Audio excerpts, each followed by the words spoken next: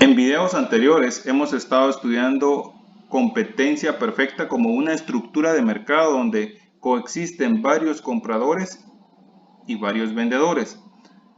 En este video analizaremos un caso muy en particular y que es totalmente contrario a competencia perfecta, como lo es ya sea el monopolio, donde el término mono significa uno y el término polio un productor, vendedor o oferente, y también veremos otra estructura que es el monopsonio, donde solo existe un demandante.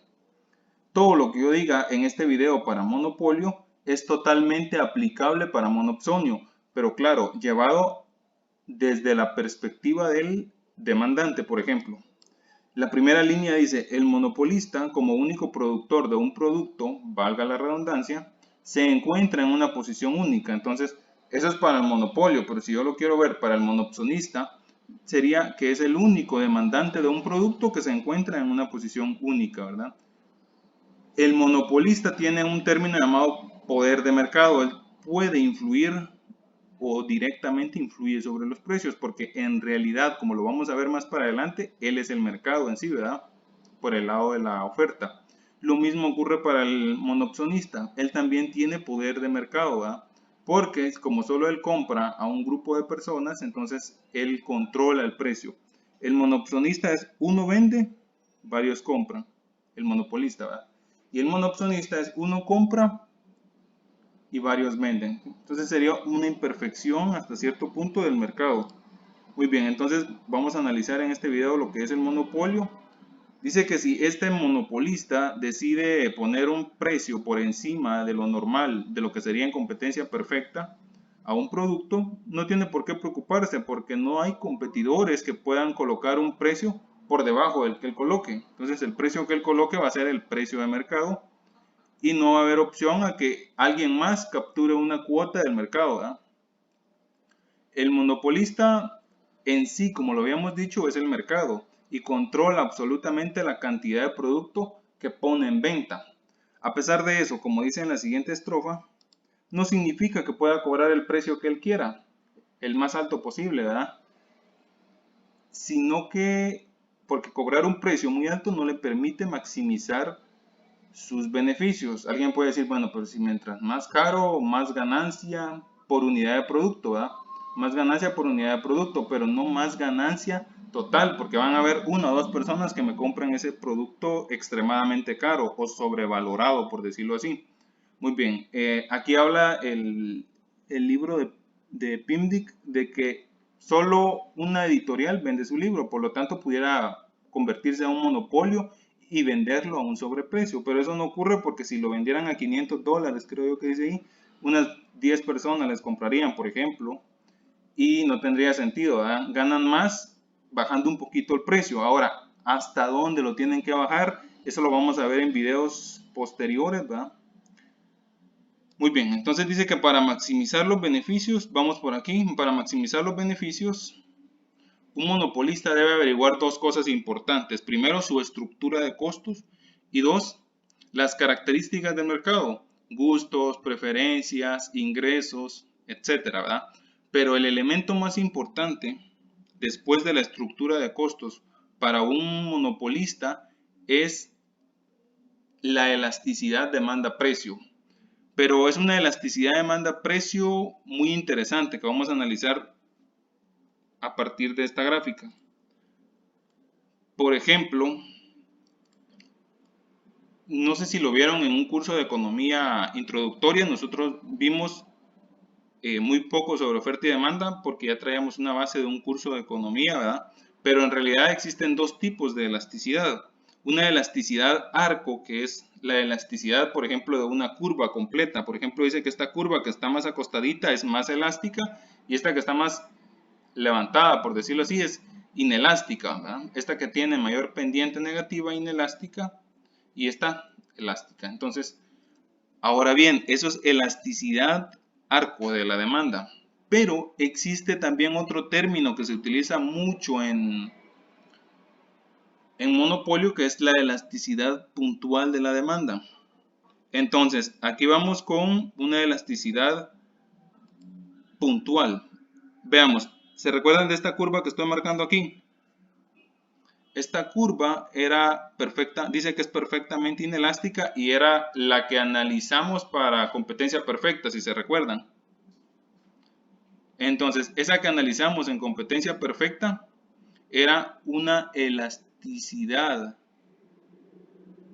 que tiene relación, también valga la redundancia. En competencia perfecta utilizamos una elasticidad perfecta también, ¿sí? Y que era totalmente horizontal. Pero utilizábamos la del arco. Ahora, para el monopolio no vamos a utilizar esto. Todo esto que está aquí, el monopolio no hace referencia a esta elasticidad. Entonces, alguien puede decir, ¿a qué elasticidad hace referencia el monopolio? Algo que se llama elasticidad puntual y que vamos a estar viendo en videos siguientes. Cuando digo vamos a estar viendo es que voy a dar una explicación muy leve, no vamos a profundizar en eso, pero sí la vamos a tocar, ¿verdad? Y es la que la estructura monopólica utiliza. Dice que dada esta información de la elasticidad de la demanda y de los costos, debe decidir entonces la cantidad que va a producir. Algo muy importante a mencionar es que en estructuras monopolísticas no hay curva de oferta, porque solo el monopolio en sí es toda la oferta que existe. Entonces, así como en competencia perfecta, las ofertas se iban formando a partir de los aportes que hacía cada empresa, según su estructura de costos, ahora vamos a saber que el monopolio es una estructura donde no existe función de oferta, dado que es el único oferente, y entonces vamos a incorporar un elemento más que es el costo marginal, algo con lo que ya venimos familiarizándonos, ¿verdad? Claro, todo esto lo vamos a hablar en videos subsiguientes. Ahora, ¿cómo surgen los monopolios? Así como tenían ciertas características las competencias perfectas, entonces los monopolios también tienen ciertas características. Se limita este libro a dos características, pero son las más importantes, son, como el libro lo dice, un monopolio tiene dos características clave, no hay sustituto cercano, no hay algo que usted pueda decir, bueno, entonces voy a irme por este producto, ¿verdad? Digamos que alguien tuviera el monopolio del pollo, por decirlo así, y de la venta de pollo, ¿verdad? Uno compra res, compra cerdo, hay un sustituto bastante cercano, ¿verdad? Claro, no es lo mismo, pero uno puede cambiarlo. Ese sería uno. Dos, hay barreras de entrada para las nuevas empresas a la industria. Algo que iba totalmente contrario a competencia perfecta, donde los productos eran homogéneos, eran sustitutos perfectos, ¿verdad? Y donde no habían barreras de entrada, aquí sí hay barreras de entrada.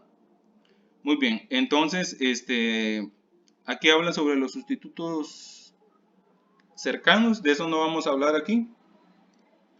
Vamos a hablar un poquito más de competencia, perdón, de barreras de entrada.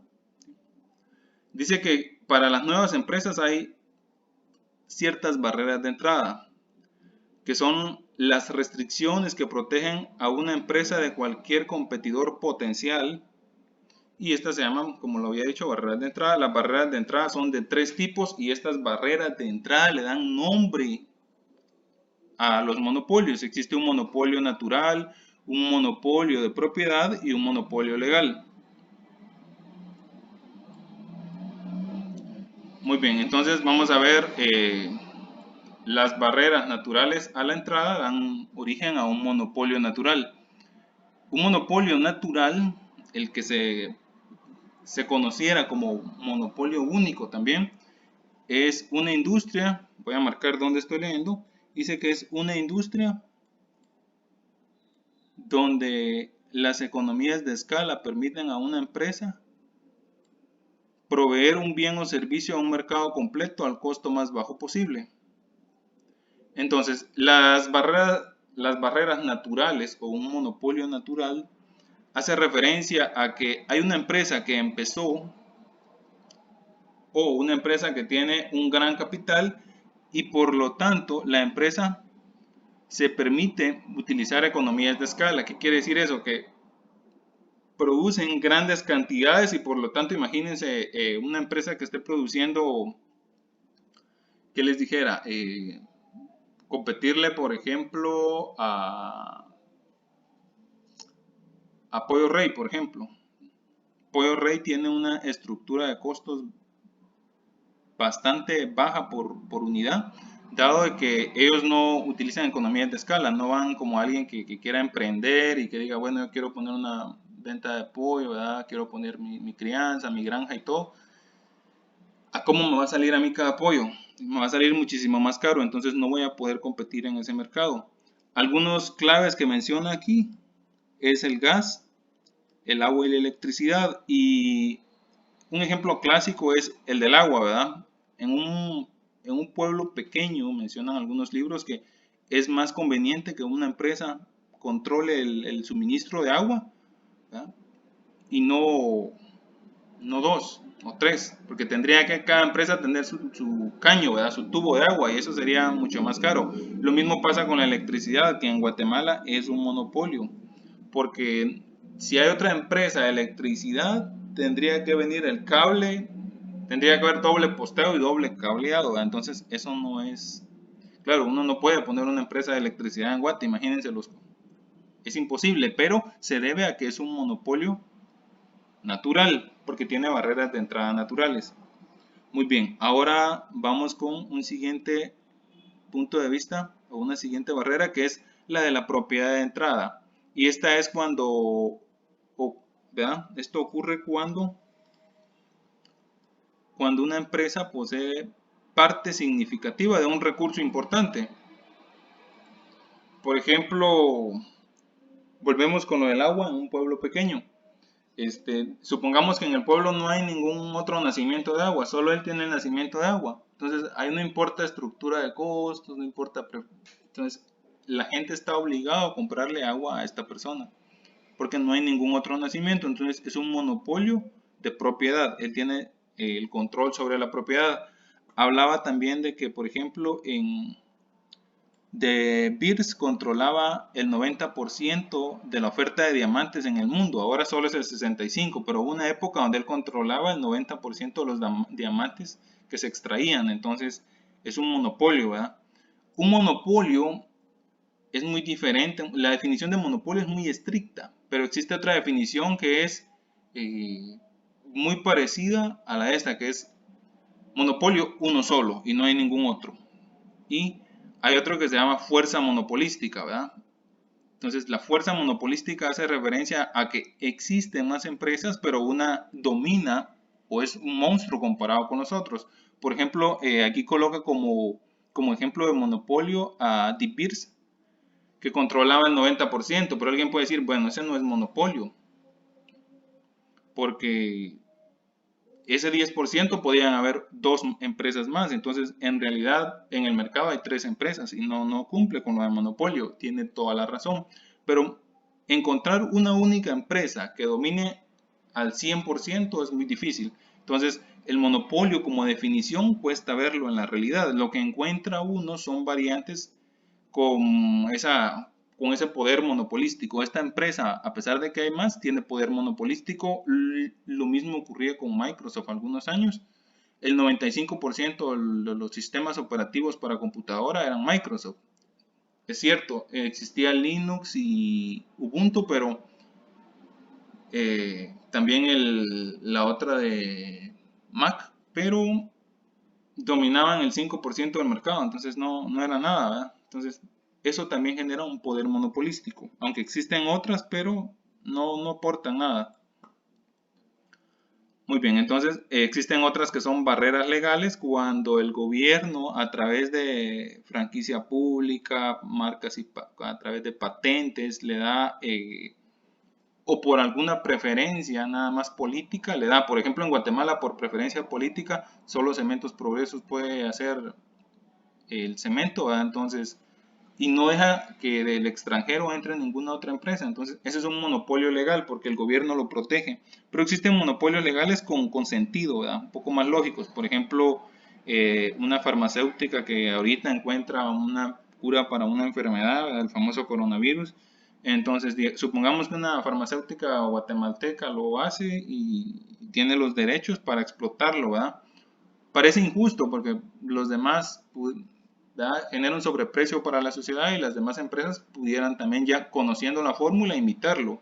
Pero este al final es un gran problema porque desincentiva, ¿verdad? Esta empresa hizo una investigación y un desarrollo del medicamento y tiene que financiarse.